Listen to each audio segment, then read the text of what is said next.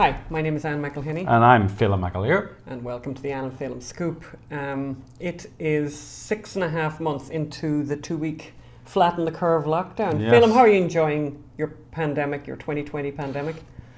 It's awful. Can I just say it's awful? Go on. I'd rather have my eyes poked with a sharp needle, which you get done once or twice a month. I do. You know, my wife made the very wise decision. Oh dear, good. Something wise, I'm loving that. That's sarcasm there. She doesn't know what's coming next. My wife made the very wise decision. She was recently with her eye doctor, and before he stuck a needle in her eye, she argued about COVID with him and Chinese virus and other aspects of COVID which he did not agree with, and things got. I think the lesson for the day is don't argue with. Nothing bad happened, but I still think it's best to keep politics out of your relationship with your doctor. I think, and particularly if you have a nice relationship with your doctor, you want to keep it that way. Yeah, especially if he's got a large needle that he's about to put in your eye. It's just Confucius say, Yes, Confucius say. Yes. So what a week we've had. What a week. ObamaGate has been launched. ObamaGate the movie has been launched. We're so excited about that. So we are bringing the truth about ObamaGate to the movie screen. It's a play. It was originally a play, ObamaGate. Starring Dean Cain, Christy Swanson, John James of Dynasty, and you'll be hearing more about him. We're going to interview him later in the program. So we're filming it like Hamilton. So Hamilton was a musical, and then Disney filmed it over 2 days, close-ups, all that, different angles, and it really looks great. And so will our ObamaGate. We're going to really go in. We're going to have about 6 cameras, 7 cameras. We're going to film it over a couple of days, a couple of goes. And, it's really going to bring to life the whole truth. It's going to bring to life the truth of what happened. I mean, a lot of people, I kind of make the point that a lot of people have written about what happened with Comey, with Brennan, with Samantha Powers, with all these people. And Strzok and Page, and with Obama, and what people knew and didn't know. And I think sometimes it can be an overwhelming amount of information, and particularly when the information is very much written in kind of very intelligent short papers and very intelligent articles in newspapers. And it's interesting, that the left are very clever about this. So, obviously the left also write lots of articles about this, mostly saying that there was collusion in the election and all of that. But the left do something else as well, and they're very smart about that. So they've spent $40 million doing a 2-night extravaganza called The Comey Rule, based on Jim Comey's book, which will be coming out at the end of the month. They're spending this ton of money because they're not leaving any stone unturned in getting their story told. The problem is their story is inaccurate. It's a lie. It's a lie. I was going to be nice and say inaccurate. It's a lie. Yeah, Peter Strzok has his book just come out, full of lies, full of omissions, full of errors, by the way, as he was forced to admit recently. So we're doing the ObamaGate project, the ObamaGate movie. And what's unique about what we're doing is it's verbatim. It's only the words that they used. We haven't rewritten anything. And my question is, Phelim, I said that to you, I think, when we saw the Comey Rule, which we did, we got to see it. My question to you was, why, Phelim? Why? She says, all incredulous. Why did the Comey, when they were doing the Showtime show, why didn't they just not bother writing any dialogue? Why didn't they use the dialogue of these people? Because, funny enough, we're really lucky. We have loads and loads of their dialogue. There's memos everywhere. There's text messages everywhere. They were all forced to give evidence under oath. There's an enormous amount of actual... Which is much more dramatic. Minute-by-minute description of the plot to undermine the Trump presidency, the Trump candidacy. But they don't want to do that. And because verbatim is so powerful. Yeah. I mean, I found that with Ferguson, when we did the Ferguson play. And normally at a play, people are sitting back, listening to the play, listening to what the dramatist came up with the characters. But with a verbatim play, they're leaning forward. They want to hear every word because they know this is the truth. This is what a real person said in a real situation about a very dramatic incident. And the truth hurts, and the truth can also set you free. And this is why we've had the news of the actor walking out. So we already have one actor walking out, just like Ferguson, where 9 of the cast walked out. Or just like FBI Lovebirds, when we had it in DC, where the theatre cancelled at the last minute, 6 days before we were meant to go on stage. So now we have an actor walked out. Kristen Connors has walked out. She was playing a congressional interrogator. And she walked out because it's propaganda. And I'm going, propaganda. It's the truth. It's actually, this is what people say. This is what it's. Yeah, but she hates that. You know, this is the problem with these people. You know, here's verbatim. Here's the actual words. People, and you know, propaganda. No, propaganda is when you're telling lies. Actually, that's what propaganda is. Actually, if you're looking for propaganda, try the Comey rule. Yeah, look, this is the movie that Hollywood doesn't want you to see. This is the movie that the mainstream media don't want you to see. So we need help to make it happen. So please go to ObamaGateTheMovie.com. And give what you can. I mean, one of the big problems that we've had, obviously, and we're working on with the production, is we have to deal with all these COVID rules. We are dealing with the unions. Obviously, you can imagine they're very, very strict because of COVID, and people have to be tested repeatedly, and people have to be kept apart. So you can imagine how challenging that is. And that has been a huge extra expense. We've had to have a nurse on site for all of the filming and all of this kind of stuff. So we would really appreciate your help. You could go to ObamaGateTheMovie.com and give what you can. Whatever you can, anything would make a huge difference. We really appreciate it. And the more people actually kind of registers how incredibly important this story is. Yeah. So just to bring you some more information about the project, we're now going to go and interview John James. John James, you might remember, he played Jeff Colby in the 80s show Dynasty. Total heartthrob, by the way, back in the day, and everyone on set is sort of saying that, like, yes. Total heartthrob. Actually, both the gay people and the straight people all come up and say, "You were my crush at high school." Yes, so and I totally remember. I mean, I totally remember him. And by the way, he's as handsome today as he was then, and what a wonderful man to work with. We have had just a fabulous experience with him. Yeah, so we're in rehearsal right now. So let's go over and talk to John about his life, his career, and why he wants to be involved in the ObamaGate movie project. So, but don't forget, go to ObamaGateTheMovie.com. Now we're joined by John James. We're so happy to have you here, John. Thank you for agreeing to talk to us today. And for agreeing to be in the ObamaGate movie. Well, thank you for calling me. That's great. I think that's the first deal I've ever made while I'm standing in the bread section of a supermarket. Okay, well, I think that's a great place to make deals, by the way. Actually, Phelim, you called me because I sent back. I got the email on Friday, and I said, "Phelim, let me read it over the weekend and consider it, and then I'll talk to you on Monday." And I read the script Saturday morning with my coffee, and I whizzed through it. I thought, Jesus, this is great. It's Monday. And I sent you a text, and next thing I know, we're talking with my mask on at Kroger's supermarket. I love it. I love it. It's my favorite. So we want to start, by the way, by going back a little bit over your career, John, and asking you, Well, first of all, I think we're going to introduce John to the viewers and to the listeners. You're an actor. You were Jeff Colby in Dynasty. You have been in many TV and film roles, but let's talk about. Let's start with Ann's question. So the question I have is, what's it like to, and this is a very serious question, John. What was it like to be swooned over in multiple languages on every continent for over a decade? Well, I wish it was that way today. Well, I'll tell you, you got to remember back when I was doing Dynasty, I called it really the Twilight of television in many respects, of big television. It was the same thing that the studios, motion picture studios, went through in the 50s when TV was starting to make inroads.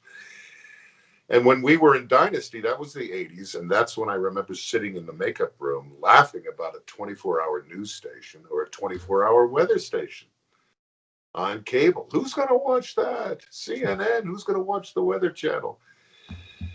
So we were canceled when we had an audience of 29 million people back in 1989.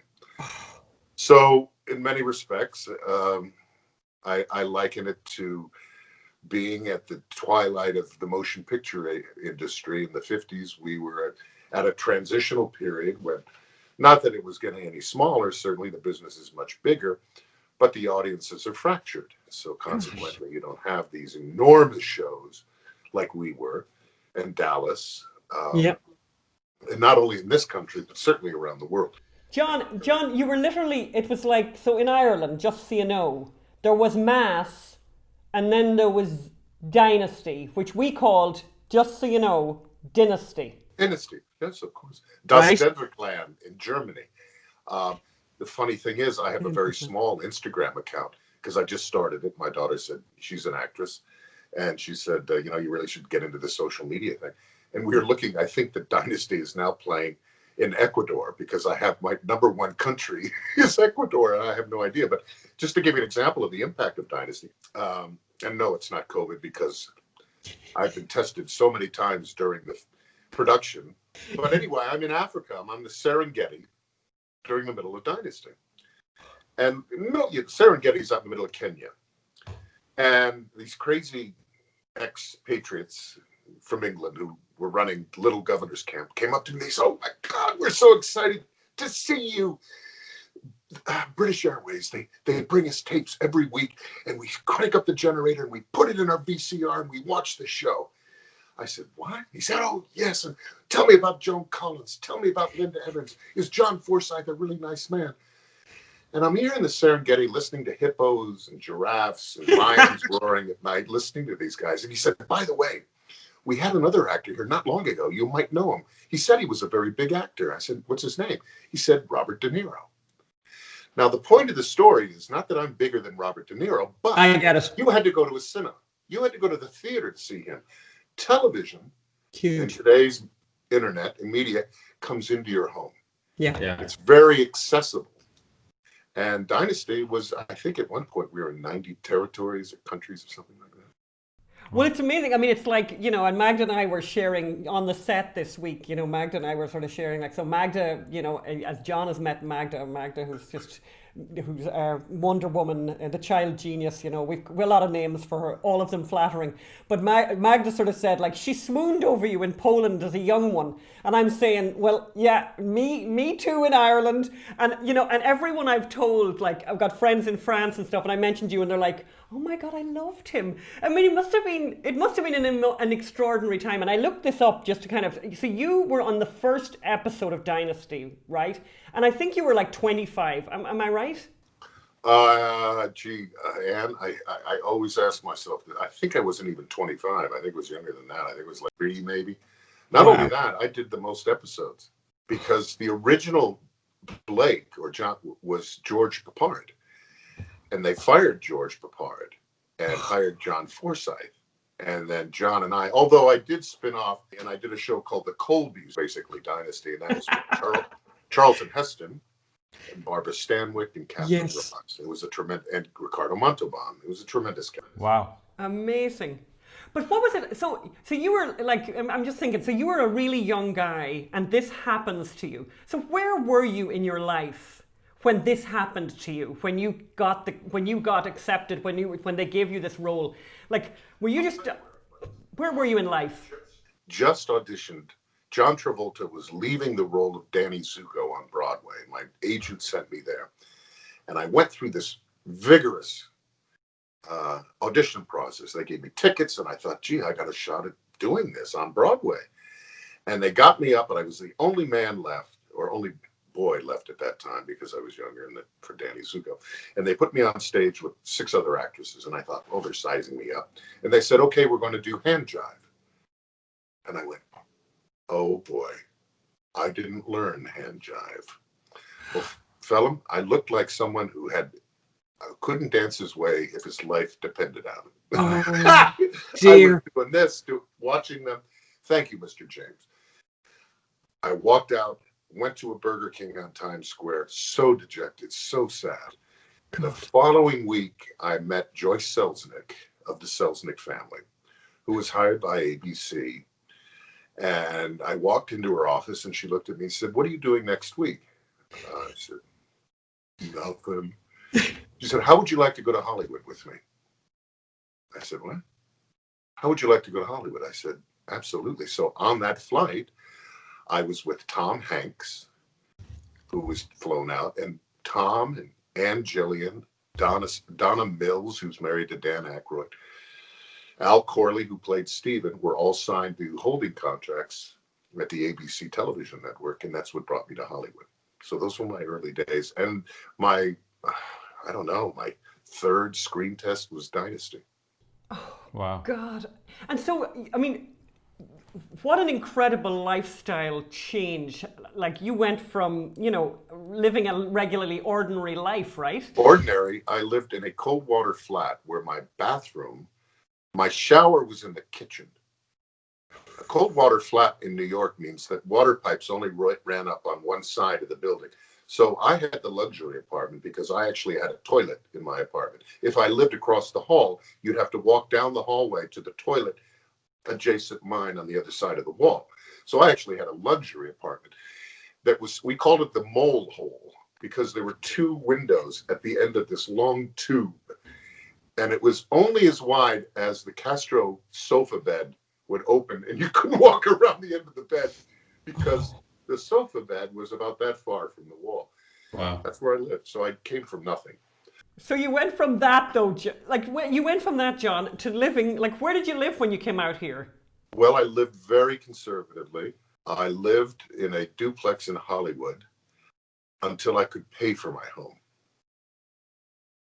And I did. And you did. And I built a home, a beautiful home up on Mulholland Drive, Spanish place. And between days working on Dynasty, literally, I think I was the only fellow in Hollywood with a John Deere tractor. And my neighbor was Randall Kleisner, who directed Grease, Grease 2, and Honey, I Shrunk the Kids, big directors. And he had horses. So I came over and I helped clear some of the land for his little paddock for his horses. So I'd come home after Dynasty and get on my tractor and work on my house. Wow. Very nice. That's great. Very nice. So what did you like most about Dynasty other than the paycheck? Well, the camaraderie. I also like the idea that it's amazing to be on a show that's number one. It just, you know, and John Forsythe was sort of my mentor. Well, he was my mentor in many ways because I looked up to him. He gave me some, you know, great advice. And I would say, I wonder how are the ratings? He said, don't worry about the ratings. He said, just worry about your work. That's all you can do. And he's right. And a little advice that I like to give young actors. And he gave me this advice. And he said, you know, John, let me tell you about actors and politics. I said, what do you mean, John? He said, when you go into a theater, he said, you want everyone in that house to like you. Mm-hmm. I said, okay, that doesn't make much sense. He said, think about it. He said, because you're an actor and you want the entire audience to like you. And I think today, everybody has, not only politics, I don't care what you're talking about. Nobody really cares. You're an actor. Perform. Do your work. Go home. You're just a citizen. All right? And I think that's good advice. Yeah, it's funny. You know, this may sound like a strange segue into that, but there's this thing about actors being gay and coming out in Hollywood, and you know, I actually think people should keep quiet about almost. And there was this whole thing not telling the public back in the 50s that you were married or anything like that. People need to project onto you whatever they want to project. They need to like you. They need to think, that could be my girlfriend, that could be my friend. And so you're saying that their life should be private. Don't tell me you're married. Don't tell me you're gay. Don't tell me who you voted for. You know, I mean, I don't know why suddenly on every issue. I don't really care about your sex life, Ann. Thank you. I do. Yeah, Phelim cares a lot. I've got an audience of one for that. I have no interest. Maybe I'm old school. No, but you're right, John. It's like, I mean, they have this joke now. It's like, you know, when someone's having a political conversation, somebody says, well, we haven't heard from Katy Perry yet. You know, Katy Perry hasn't weighed in on the climate crisis or whatever, you know. And it's like, you know, I don't really want to say too much because we still haven't heard from Katy Perry, you know. Yeah. Or Miley Cyrus. And I'm sure she's lovely, and I'm sure they're all lovely. But I think, and we certainly feel that way about certain celebrities. No, but you know? John's right. It's not. I mean, it's funny. It's not even politics. It's everything. It's vegetarianism. It's, you know, I mean, I totally get it, and I also think that the movies did themselves a big disservice by doing behind the scenes packages showing you the special effects, showing you how showing you how the wizard behind the curtain. Yeah, how the smoke. It's like going, I'm sure you've been to the Magic Castle in Hollywood. You don't want to walk into the Magic Castle and then have the magician standing there. You're going to see how I do this later on. Yeah, I don't want to know. Yeah. No, I don't want to see how you did the trick. No. And I used with my wife and I, there was a magician show, and they used to say, now, this is how we did it. And my wife, whose father was a magician in Australia, she would flip out and say, why are they doing that? It takes away the whole... It's called magic for a reason. Yeah. Tell me, what was it like to work with people like Joan Collins, who was a huge star, right? Was she the biggest star when you guys started out? No. Joan was looking for a way to restart her career. She was probably bigger in Britain, you see. She was probably, we were back in Ireland and watching British TV, so she was pretty big. She still had her and her sister. Yeah, she did a big couple of commercials, I know that were running on the BBC, but she hadn't I don't think she'd done a series of any consequence. She did a movie with her husband called The Bitch. Mm-hmm. Yeah. Or something. I think her sister wrote that. Low-grade B-rated movie that maybe her sister Jackie wrote, and I gotta hand it to her. She's a tough cookie. She's a great gal. Seized onto that, and she ran that thing. International star, godmother to my daughter Laura here. Oh, so you guys, that was kind of a question I had. Did people keep in touch then? So obviously she remains a big buddy of yours. You know, I live in Tennessee and she's in London and Los Angeles. Mm-hmm. And then before Tennessee, I was in New York. But yeah, I mean, we can't, every now and then. We met her out here, actually. We were invited to a party that she, in a small gathering in a house, and she turned up. I mean, really delightful, really, really kind and generous with her time. Lovely lady. Very much like yourself, by the way, John. Can I just say, this week has been so far, we've just been working together, and it's been so lovely. We're getting close to the end. Yes. That's what I don't like about doing what we're doing, because I've said in the past, when you do wrap something or it's closing night, it's not. It's bittersweet. It's probably one of my least favorite days. Yeah. Because you're excited that you've done it and you've actually created magic, created something that will live, that actually is an entity unto itself, will exist somewhere. And on the other hand, then you're saying goodbye to some people that you worked so intensely with for a period of time. And you know, from the costume, from Sean, the costume director, to the people in audio and your fellow actors, and you're all really just focused on making it the best it can be. And then bye. Yeah, that's a problem with actors. I think that's why actors are so screwy. It's not like we worked at GE for 30 years. A couple of weeks on a show and you become very close and bye. So yeah, you're playing James Comey. So tell us, when you got that script and read it, what was your first emotion or feeling, or what did you think of the script? It's a strange idea for a script. Just to remind people, these are verbatim texts and memos and messages. Nothing in the script is dramatized, is made up, is fictionalized. It's all, everything came out of the actual words or text messages of real life people. Well, I read it, and I'm not I follow the news quite well. I'm a big, I read a lot. And I was aware of all of this, obviously. But when I read the script through the chronology of it and the actual, some of the testimony and some of the way that you weaved the script together is brilliant. Oh, thank you. Well done. And I go, wow, oh my God. But what I thought was interesting is that you would think, oh my God, this is going to drive people on this side of the aisle crazy and people on that side of the aisle crazy. It doesn't, because you know what? You can make an argument on either side, which I think is very good, because if somebody doesn't believe in what this person is saying, the way it's put together, someone could say, you see, this questioning. He is right. He is trying to do this. He is so, and that's what I thought was the most interesting part of it, is that you're not editorializing. Yeah. This is it. We're laying it out. Make your own conclusions. Yeah, no, that was very important and I think that's why people are so interested in verbatim theater and verbatim works of art, is because you're removing the filter, you're removing the editorializing, which people are, you can't read anything now. You can trust so little in the world now because it's all editorialized. Yes.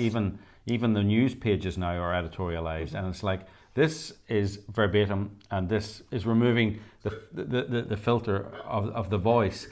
You can take from the material, and you can form your own objective opinion, and they could be in both sides. They can be way over here, and they say, "Yeah, but he said this," and that's what's brilliant about it. Yeah, thank you. Well, thank you. I just want to let people know, it may sound dry, it may sound. No! During these few days rehearsal that we've had, it can get very boring backstage when you're waiting to go on. But the scene between the congressman and Struck, I set up every time. The next thing I know, I'm listening to every word. It's really good drama. I mean, it's as good as any crime drama. Yeah, it really is. Yeah, thank you. It's like, what? I told Bruce, who's playing the Republican congressman, I said, man, and the funny thing is, he's played a zillion lawyers. Did you know that? No, but he's so great. But he said, oh yeah, I played it. And man, it's good stuff. Him and Dean are right at each other. Yeah, it's yeah. One thing I was very careful to do when we were writing the play was any kind of personal information I could find in the text messages or in the transcripts, I put it in because it's important to humanize these people. And you do see Struck and Page, and to another extent Comey and people like that, as humans, right? Now, we have a little bit of fun with you, with your character, but we're not going to tell the audience they'll have to pay their $10 they'll have to go on YouTube. It's going to be on YouTube. You have to go on YouTube free, exactly. For free. Yes. But it's important that there was a bit of humor, but also there's a bit of humanity in it as well. Well, I'm not going to. I know. I'll tell your viewers this: that you and I had some, not spirited, but certainly I was trying to make my point, and as I told you, when I saw it and put it on for the first time just to try it on, I said, that son of a gun is dead right. Well, thank you. And that's what makes it fun. And that's what makes this, it takes, because it could be very, it just makes it fun. I think I go by the adage, I don't know who it was that said it about Hollywood, nobody knows nothing, right? It's all a big experiment. It's all, will this work? Let's throw it at the wall and see if it's collaboration. Any collaborative effort is certainly, there's give and take. And if you care about your work, that's what you do. And you think about it, and you mull it around, and then you make your point, and then you make your point, and then we come to a conclusion. Yeah, that's what you do. Yeah, that's right. And how do you think Mr. Comey will react when he sees you, Jeff Colby, playing him? That's an interesting question. I don't know. Yeah. I think he might have watched Dynasty, so he may be flattered. Okay. I think it's important that we make this movie. Why do you think it's important, and why should people watch this? Tell us. You've read the script now. You're working on it. Why is it important? Well, as I told my brother, I said, I'm not making a Hallmark movie here. This is important. Even if look, I'm an actor. I'm not Anthony Hopkins, for example. He's not Hannibal. And people will be saying, oh, how could you do that? No, this is an important story that we all need to listen to.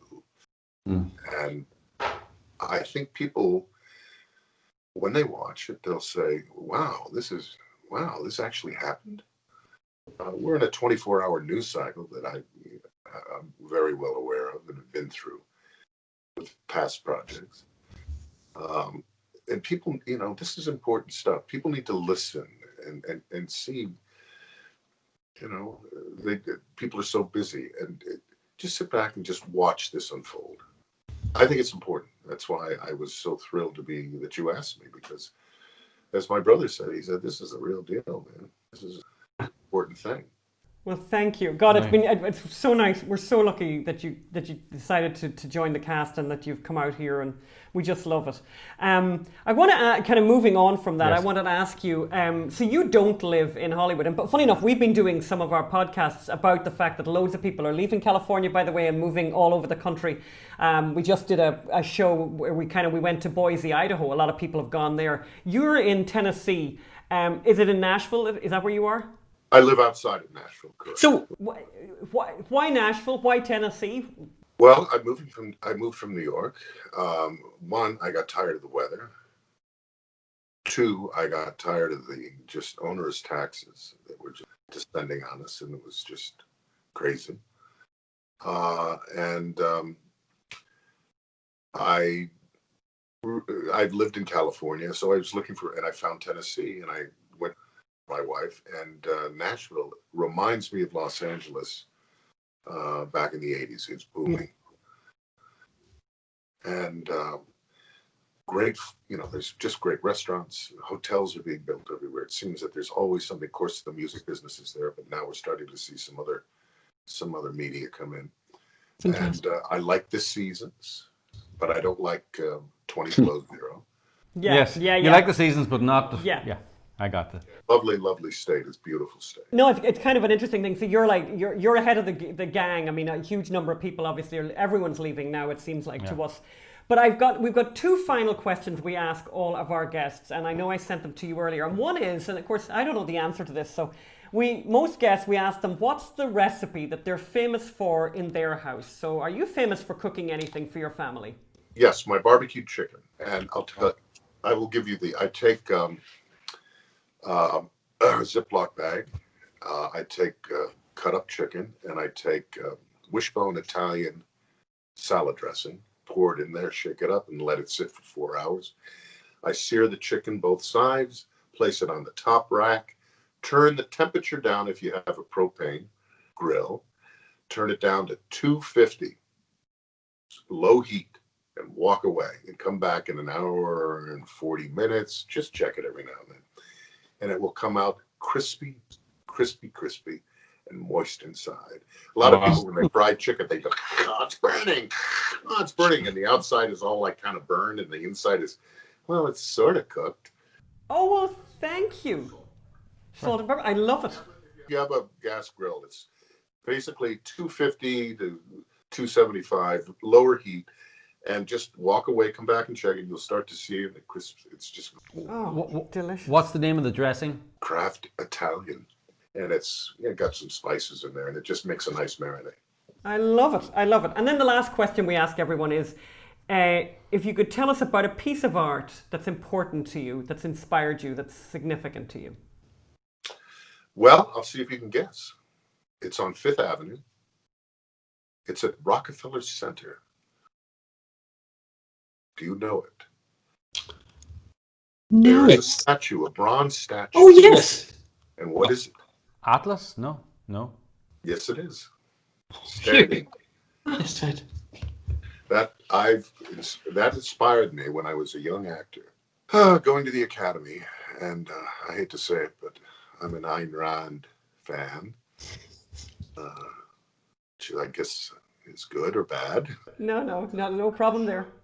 Atlas Shrugged is my favorite book, especially with that book and the period that the Rockefeller Center was built, which was in the late 30s, by the Rockefellers to revitalize a essentially slum at the time. Mm-hmm. It was Midtown. They didn't know what to do with it. And I thought every time I walked by that, I see, I can think about is that damn book. And and I think it's just such a iconic, and people don't even, I think it's just brilliant that it was put there, and it makes such a statement in front of this spectacular piece of real estate with Atlas and the weight of the world, lifted. Just It's a brilliant bronze. Oh, wow. You've seen it then. Yeah, no, Yeah, totally. no, No, it's incredibly iconic. In fact, you can't imagine that space without it. Yes. Like, yeah. No, that really and it, not only that, but I loved that period, that Art Deco period. Yeah. That's my favorite period and I know it was in the 30s and it was tough, but it was coming also out of the 20s, which was the world's our oyster, so to speak, and you know, capitalism and the whole 9 yards.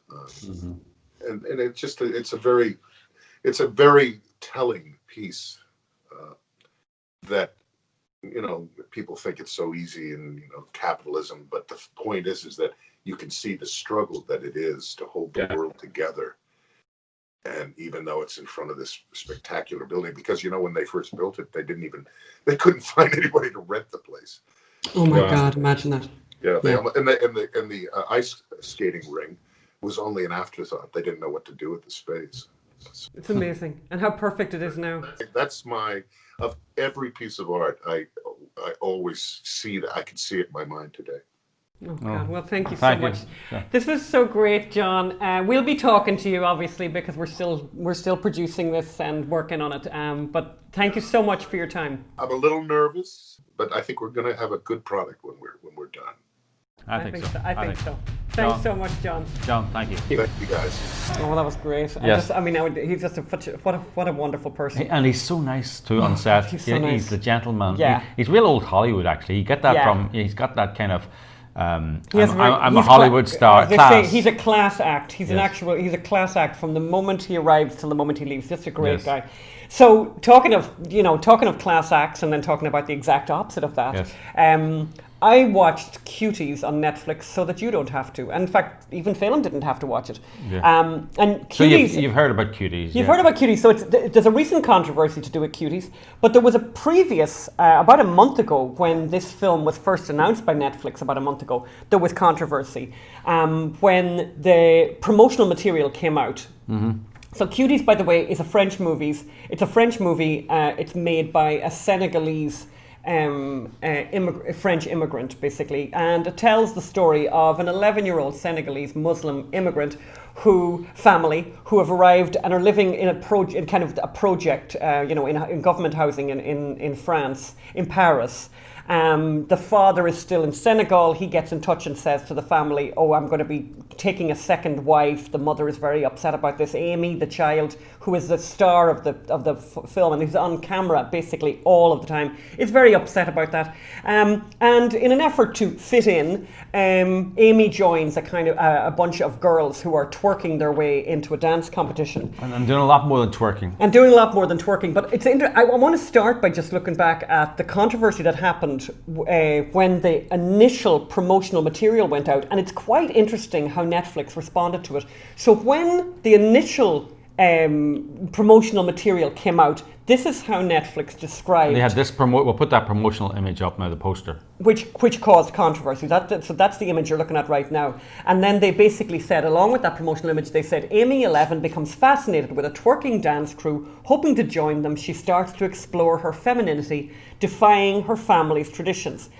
Netflix then apologized for that, and apologized for the poster, and then came out with a new promotional tagline. 11-year-old Amy starts to rebel against her conservative family traditions when she becomes fascinated with a free-spirited dance crew. Yes. Here's the trying very, very hard to rewrite history and whatever. Yes. I'll tell you one thing. And then the film has attracted. Now I'm just trying to put in context to people. Enormous controversy because it is showing children in highly sexualized positions and making highly sexualized activities and gestures. Yes. It focuses on their private parts. I mean, it's treating them like sexualized adults, and they're 11 years old. The Daily Telegraph, tell us now, and you've watched it. But it's interesting. It's attracted a huge amount of controversy because of the fact that the children are sexualized, and it's really uncomfortable to watch. But what's really interesting, by the way, is how Netflix, etc., are now saying, but the whole point of the movie was to criticize the sexualization of young people. It's interesting that their promotional material didn't mention that, though. So suddenly they're saying that that's what the movie is all about. No, in fact, I don't. That's my question to you, Anne, because, I mean, funny, you also, we were talking about this earlier, you said this movie, it's very anti-Islam. Yes. Right? Yeah, I mean, it definitely is. The family tradition she's rebelling against is not bourgeois French values, it's Islamic values. It's very, you know. You know, I mean, by the way, that's a culture, Senegal. I mean, it's no news to anyone, by the way, that you're allowed to have multiple wives. No news of any kind, right? Yeah. However, the film treats of the very, you know, conservative Muslim traditions. You know, it's definitely looked at in a negative light. Let's put it that way. So it's anti-Islamic. You also said it's not a great movie, even, you know, standing alone, it's not a great movie, not a great story or plot.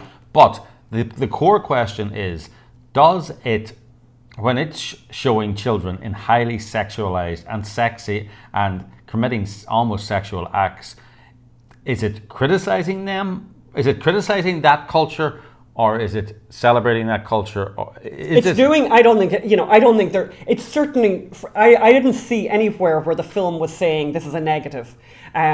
You know, the girls were really happy when they were doing this dancing, and then we had quite a lot of focus on this dancing thing, and the dancing was very highly sexualized, and there's these scenes with the girls, and you know, the reality is that very young girls were in this movie and were asked to do this. This is what the director asked them to do. So then I would say that if this film is not criticizing the sexualization of young children, then it is celebrating it. Then it is wrong. This is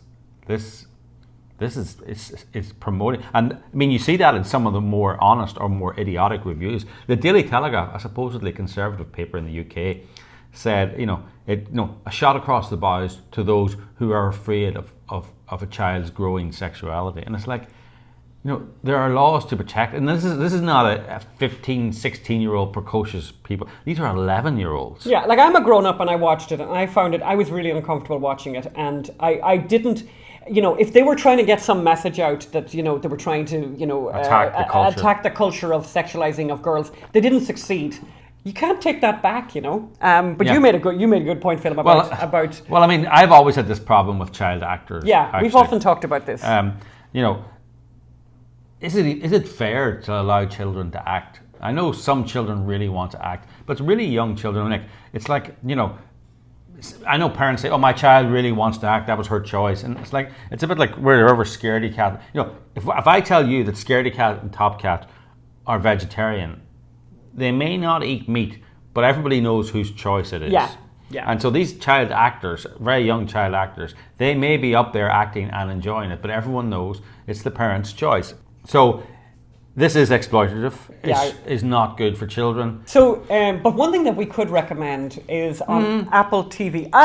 We slightly disagree. But by the way, Phelim, you sat through the whole thing. We recently binged this. I got a new iPhone, and when you get a new iPhone, here's a quick advertisement for Apple, like they need it, but from me, by the way. But they give you a year's subscription to Apple TV, and there's this show with Jennifer Aniston and Reese Witherspoon and other luminaries, including Steve Carell, right? And it's called The Morning Show, and I highly recommend it. It's kind of it kind of deals a little bit with the Me Too movement. That's kind of the kickoff. That's the kickoff for the thing, and I think it's slightly, can I just say, Phelim, more nuanced than you would expect. Yes. They don't hit you over the head, and I think it's slightly more nuanced. I think Jennifer Aniston, of course, and Reese Witherspoon, who apparently got $1 million each per episode, actually really did work quite hard. Now, not $1 million worth, but still, I thought it was very, very entertaining. I thought they were great. Yep. And Steve Carell's fantastic. And I thought, by the way, you know, I just think if you're looking for entertainment, for your mind to get away from all of this kind of depressing news and the politicization of a pandemic, which is what we're living through, no better place than to go to this. And it's funny, and I've recommended it to people. I know I recommended it to friends of ours, where the guy is a cop and they were looking for some entertainment to get their minds off all the awful stuff that's going on, including the fact that we have terrible weather, terrible air quality here right now because of the wildfires. And people are indoors. People are being told, don't take exercise. So these friends of ours were in their apartment, and I wrote and I said, try this out. Try watching Morning Show. And they binged it they binged the whole thing in a day, you know. I mean, there is so much bad TV out there at the moment, and this is good TV. I think the politics, you know, a little bit. You know, I think there's scene at the beginning where, let's just say, someone who's supposed to be conservative admits in public that they had an abortion at 15, and she's hailed for her bravery, and it's like, and she suddenly becomes a star because of that. I don't want to spoil it for you. And for me, I felt, no, actually the brave thing there, imagine if the Jennifer Aniston character, who's a liberal, New York liberal, imagine if she came out as being against abortion. Yeah, that would have made it interesting. Imagine, that would have just put a bomb in the middle of the morning show, because no one would know what to do. They would have held interviews back from her. They would, she'd have been ostracized from polite society. That would have created drama. So I just felt. Forgive me for forgetting that bit, because by the way, it really is almost like they dropped that in. It doesn't even fit with stuff. It's like they dropped that in. It's like the left cannot help themselves but to insert abortion into stuff to try and make a point. To be fair to the plot, it did move the plot along a little bit. Now that I remember, in the sense that the person who said it made a name for herself, and it was part of this. Oh, she's crazy. You never know what she's going to say. Car crash TV, right? So but I just felt, imagine, the really incendiary thing to do would be to have the liberal come out against abortion, just and for reasons that she just seen a child being born, or she just held a premature baby, or was even having doubts about abortion. Imagine that. No, they weren't. They didn't go there. And another criticism, by the way, overall, Anne would give it 8-9 stars. I thought it was entertaining. I would give it 7-8 stars. My other criticism of it, but it's not really a criticism, and it's kind of a pet peeve of mine. Pet peeve of films. Is they do the journalism really badly. Yes, right? Because Phelim spent a lot of time in newsrooms, and he's like, why can't they just do it the way it's done in newsrooms? Because it's not that difficult. Actually, the newsroom drama is very. It's the actual news, right? It's when they're front of the camera, on the site, doing. I'm here standing, behind me, and it's written like somebody. Like a 12-year-old. It's written like a 16-year-old thinks journalism should be, and it hasn't got that energy. It's always very flat and funny. You really notice it in the morning show, because all the rest of the writing is so good and so hot and so zingers all the time. And then you've got them doing this journalism. I mean, funny, they come to wildfires in California, which is interesting. It's kind of ahead of their time. And the journalism is just very flat about this massive, and it's quite cliched. And I'm just thinking, hire a journalist, and who can write in that cadence of journalism that is quite. I mean, when we make documentaries, I always find it's great sometimes to get journalism pieces for the story archive, because journalists are really good at really telling something really quickly and really and getting the point out in a 2-minute piece, and it really helps the documentary move along. So. I think there's another. They were filming another season. I think it was stopped because of COVID. My advice to the people from the morning show is try and have the liberal people have one conservative view and watch that for drama. And the second thing is hire a journalist to write the journalism. That's pieces. a good point. That's a really good point. But recommend it. In other news, here we have a new member of our animal family here. So we've got, as you know, we have Scaredy Cat and Top Cat, who you've met. And now we have a new member, and let's just look at the new member of our family.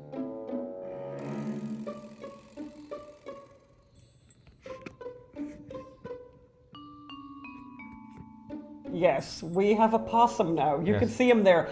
So, basically... If you're watching this on YouTube, if you're listening to it on you have podcast. to watch. Yeah, you have to watch on YouTube to see our possum. So, by the way, the possum, now we've learned a lot about possums. The only marsupial living in the United States of America. Marsupials, as you know, who carry their young on them in a pouch. And here, isn't he just a darling? Yes. So...